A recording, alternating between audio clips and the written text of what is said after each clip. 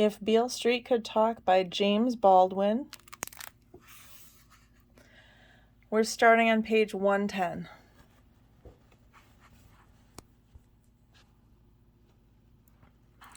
How are you going to get the money to find her? We're all working, all of us. Yeah, my daddy's working in the garment center. You're working in the department store. Your daddy's working on the waterfront. Fonny, listen. Listen to what? What are we going to do about that freaking lawyer? He don't give a crap about me. He don't give a crap about nobody. You want me to die in here? You know what's going on in here. You know what's happening to me. To me, in here. Fonny. I'm sorry, baby. I don't mean none of that for you. I'm sorry. I love you, Tish. I'm sorry. I love you, Fonny. I love you. How's the baby coming? It's growing. It'll start showing more next month. We stared at each other. Get me out of here, baby. Get me out of here, please. I promise. Don't cry. I'm sorry I yelled. I wasn't yelling at you, Tish. I know. Please don't cry. It's bad for the baby. All right. Give us a smile, Tish. Is that all right? You can do better than that. Is this better? Yeah, give us a kiss. I kissed the glass. He kissed the glass. You still love me? I'll always love you, Fonny. I love you. I miss you. I miss everything about you. I miss everything we had together. Everything we did together, walking and talking and making love. Oh, baby, get me out of here. I will. Hold on. I promise. Later. He followed the guard into the unimaginable inferno, and I stood up, my knees and elbows shaking, to cross the Sahara again. That night I dreamed all night. I had terrible dreams. In one of those dreams, Fonny was driving a truck, a great big truck, very fast, too fast, down the highway, and he was looking for me. But he didn't see me. I was behind the truck, calling out his name, but the roar of the motor drowned my voice. There were two turnings of this highway, and they both looked exactly alike. The highway was on a cliff above the sea. One of the turnings led to the driveway of our house. The other led to the cliff's edge and a drop straight down to the sea. He was driving too fast. I called his name as loud as I could, and as he began to turn the truck, I screamed again and woke up. The light was on, and Sharon was standing above me. I can't describe her face. She had brought in a cold, wet towel, and she wiped my brow and my neck. She leaned down and kissed me.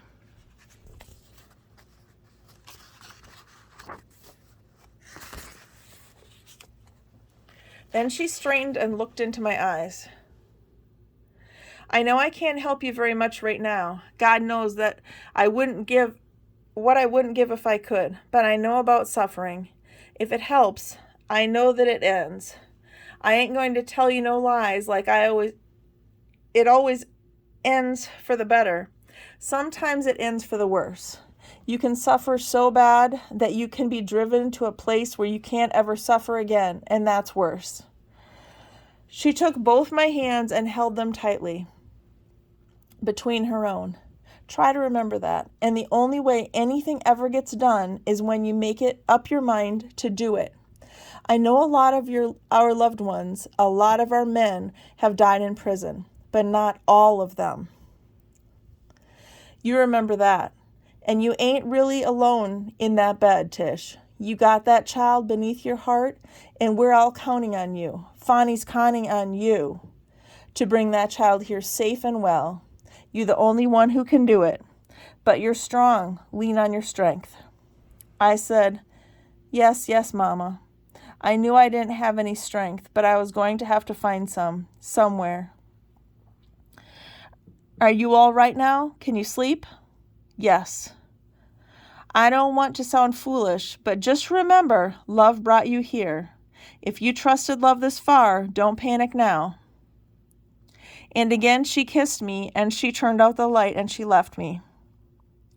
I lay there wide awake and very frightened. Get me out of here. I remembered women I had known, but scarcely looked at, who had frightened me, because they knew how to use their bodies in order to get something they wanted. I now began to realize that my judgment of these women had had very little to do with morals, and I now began to wonder about the meaning of this word. My judgment had been due to my sense of how little they appeared to want. I could not conceive of peddling myself for so low a price. But for a higher price, for Fanny, and I fell asleep for a while, and then I woke up. I had never been so tired in my life. I ached all over. I looked at the clock, and I realized that it could soon be time to get up and go to work, unless I called in sick. But I could not call in sick. I got dressed and went out to the kitchen to have tea with Mama. Joseph and Ernestine had already gone. Mom and I sipped our tea in almost total silence. Something was turning over and over and over in my mind. I could not speak. I came down to the streets. It was a little past 8 o'clock. I walked these morning streets. These streets are never empty. I passed the old blind black man on the corner. Perhaps I had seen him all my life, but I wondered about his life for the first time now. There were about 4 kids, all junkies, standing on the corner, talking. Some women were rushing to work. I tried to read their faces. Some women were finally going to get a little rest, and they headed off the avenue to their furnished homes. Every side street was piled high with garbage, and garbage was piled high before every stoop along the avenue. I thought, if I'm going to peddle ass, I better not try it up here.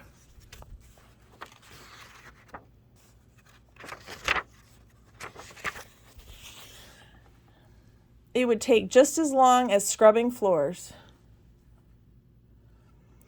and be a lot more painful. What I was really thinking was, I know I can't do it before the baby comes, but if Fanny not out by then, maybe I'll have to try it. Maybe I better get ready. But there was something else turning over at the bottom of my mind, which I knew I didn't have the courage to look at yet. Get ready to how? Get ready how? I walked down the steps and pushed through the turnstile and stood on the subway platform with the others. When the train came, I pushed in with the others, and I leaned against a pole. While their breath and smell rolled over me, cold sweat covered my forehead and began to trickle down my armpits and my back. I hadn't thought of it before because I knew I had to keep on working up to just about the last minute, but now I began to wonder just how, as I became heavier and sicker, I was going to get to work. If I should pass out, these people getting on and getting off would simply trample me and the baby to death. We're counting on you. Fanny's counting on you. Fanny's counting on you to bring that baby here, safe and well. I held the white bar more firmly. My freezing body shook. I looked around the subway car. It was a little like the drawings I had seen of slave ships. Of course, they hadn't had newspapers on the slave ships, hadn't needed them yet. But as concerned space, and also perhaps as concerned intention, the principle was exactly the same. A heavy man smelling of hot sauce and toothpaste breathed heavily into my face. It wasn't his fault that he had to breathe or that my face was there. His body pressed against me too, very hard. But this did not mean that he was thinking of rape or thinking of me at all. He was probably wondering only, and that, dimly, how he was going to get through another day on his job, and he certainly did not see me. And then a subway car is packed, unless it's full of people who know each other going on a picnic, say. It is almost always silent. It's as though everybody is just holding his breath, waiting to get out of there. Each time the train comes to a station and some of the people push you aside in order to get out, as happened now, for example, with the man who smelled of hot sauce and toothpaste, A great sigh seemed to rise, stifled immediately by the people who get on. Now a blonde girl carrying a bandbox was breathing her hangover into my face. My stop came and I got off, climbed the steps and crossed the street. I went into the service entrance and punched the clock, put my street clothes away and went out to my counter. I was a little late for the floor, but I'd clocked in on time. The floor manager, a white boy, young, nice enough, gave me a mock scowl as I hurried to my place. It isn't only old white ladies who come to that counter to smell the back of my hand. Very rarely does a black cat come anywhere near this counter, and if or when he does, his intentions are often more generous and always more precise. Perhaps, for a black cat, I really do, too closely resemble a helpless baby sister. He doesn't want to see me turn into a whore, and perhaps some black cats come closer, just to look into my eyes, just to hear my voice, to check out what's happening, and they never smell the back of my hand. A black cat puts out his hand, and you spray it, and he carries the back of his own hand to his own nostrils. And he doesn't bother to pretend that he's come to buy perfume. Sometimes he does, buy some perfume. Most often he doesn't. Sometimes the hand he has brought down from his nostrils clenches itself into a secret fist, and with that prayer, that situation, he moves away. But a white man will carry your hand to his nostrils. He will hold it there. I watched everybody all day long with something turning over and over and over in my mind. Ernestine came to pick me up at the end of the day. She said that Mrs. Rogers had been located in Santurce, Puerto Rico, and someone of us would have to go there. With Hayward? No, Hayward's got to deal with Bell and the DA here. Anyway, you can see that for many, many reasons, Hayward can't go. He'd be accused of intimidating the witness. But that's what they're doing. Tish, we were walking up 8th Avenue toward Columbus Circle. It would take us until your baby is voting age to prove that. Are we going to take the subway or the bus? We're going to sit down somewhere until this rush hour's over, you and me. We've got to talk anyway.